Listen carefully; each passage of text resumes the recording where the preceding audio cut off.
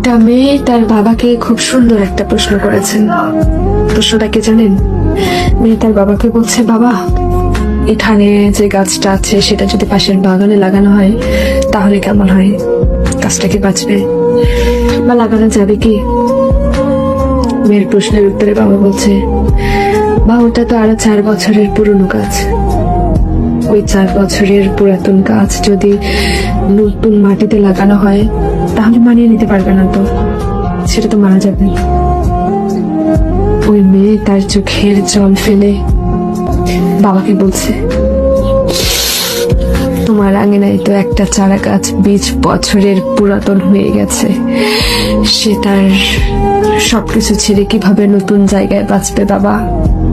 বাবা তখন একটু ভেবে চিন্তে উত্তর দিল,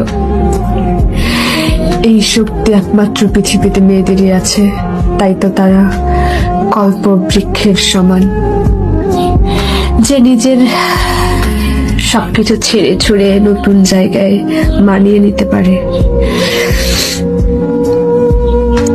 মানিয়ে নিয়ে সারা জীবন অন্যের জন্য বাঁচতে পারে। এটাই হলো মেয়ে মানুষ, এটাই হলো আমাদের মা জাতি। সেই প্রশ্নটার উত্তর শুনে মেয়েটা হাউ মাউ করে কান্না শুরু করলো, বাবাটাকে জড়িয়ে ধরে। বাবাও কাঁদছে।